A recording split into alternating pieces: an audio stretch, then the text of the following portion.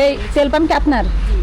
যাক, আপনাদের যে মূল্য এখন না না না এটা দেশে না না ও কথা বলিনি। আমি একটা কথা বলে, আমি যেটা বুঝি, আমাদের তেল যদি তারা রেশনিং বলে, জি ভিতরের খবর কথা জানে, রেশনিং বলে আমাদের দিচ্ছেও কিন্তু রেশনিং। আর আমার এই পেট্রোল অক্টেনের মেশিন কিন্তু বেশি দিন না, আমি লাইসেন্স পেয়েছি মাত্র মার্চের 18 তারিখে। এই 2026 সালে? 26-এ। ও তাহলে 1 মাস আগে। এই দেখেন আমার ট্যাঙ্কিগুলো, দেখেন আপনারা, এগুলো দেখে যাবেন। এই যে দেখেন, আপনি স্বপ্ন আপা, আপনার ইয়েতে ধরছি যে আপনি স্বপ্ন আপা। হ্যাঁ হ্যাঁ আমি স্বপ্না জি। হ্যাঁ, এটা দুপুরে করে ভালো লাগে। এই যে দেখেন, এই যে আমার এটা করছে, আমি 1 বছর ধরে আমরা করতেছি এটা। এই ডিজেল শুধু আজকে দীর্ঘ 2090 সাল থেকে এই পাম্পটা চলে। এর কি ধারণ ক্ষমতা হচ্ছে 14,500, মানে ডিজেল ধরবে। আর পেট্রোল ধরবে ধারণ ক্ষমতা 9,000, আর অকটেন ধারণ ক্ষমতা 6,200। আমি পারলে এই আসলে এগুলো আমার ভুল, কিছু কিছু ভুল আছে। যেমন আমরা প্রথম যখন এটা নিয়ে নিচ্ছি, যদি ওরকম আমরা যদি আগের থেকে এইসবের বিজনেসে আমাদের থাকতো, তাইলে আমি পেট্রোলের সাথে ট্যাঙ্কি বাড়াই দিয়ে আমি এটাকে অকটেন পেট্রোল একই জায়গায় করে ফেলতাম। আমার খরচ কম লাগতো, সব কম হতো। নতুন যেমন আমি ডিজেলে চালাই গেছি 2000, আমার স্বামী মারা গেছে 14 সালে, আমার হাজব্যান্ড মারা গেছে 14। আপনি একজন, মানে কিছু যদি মনে না করেন, এখন নারী হয়ে তেল পাম্প দেওয়ার এই উদ্যোগটা নেওয়ার কারণটা কি?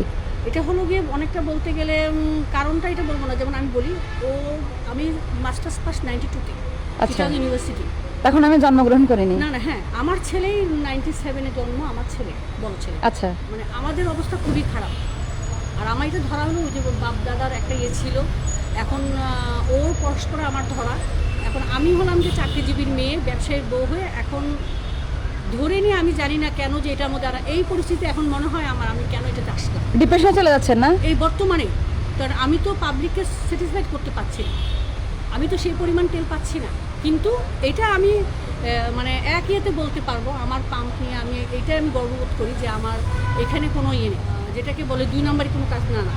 কারণ আমি সবসময় ভয় পাই যে একটা মানুষ বলে ফেলবে, কথায় করে ফেলবে, তখন আমি এটা উত্তর কী দেবো। আমি সকালে আজকে আসার কথা না। না না, আমি মেনলি হচ্ছে ওই যশোরের যেগুলো তেল পাম্প আছে, মানে কাউকে দোষারোপ করবো বা কেউ তেল চুরি করতেছে বা এটার জন্য না। আজকে আমাকে সকালে বলছে এখানে একজন, ওই দেখেন ধমকিটা একজনের হাতে, ও কাগজ মনে নিয়ে আসছে। যাই হোক, আমি এই যে এখানে আজকে একজন বলে ফেলছে যে আপনাদের মতো আঙ্কেল এডুকেশন ওদের মতো ভালো কি তেল লাগবে আপনার?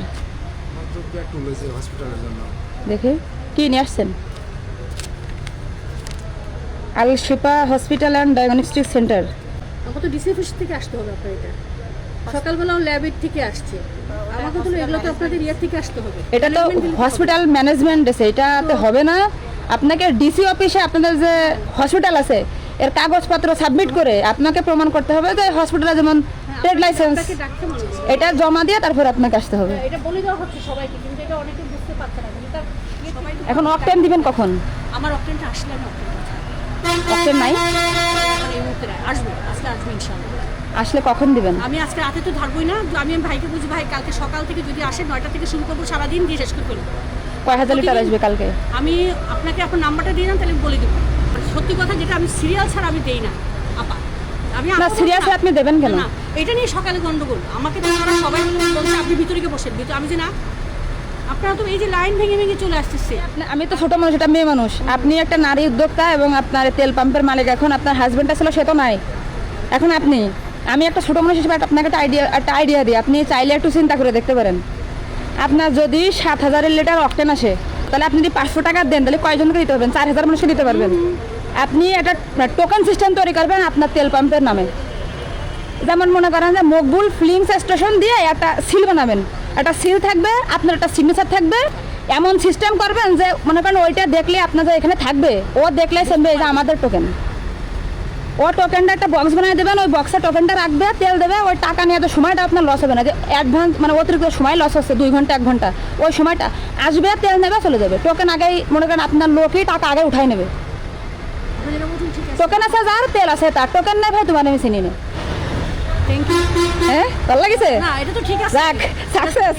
আপনাকে গরমে দাঁড় করে রেখে কথা না না থাক, সমস্যা নেই। তাহলে আমি অন্য তেল পাম্পে যাবো, মানে কোন কোন তেল পাম্পে তেল দিচ্ছে এটা দেখার জন্য বের হয়েছি।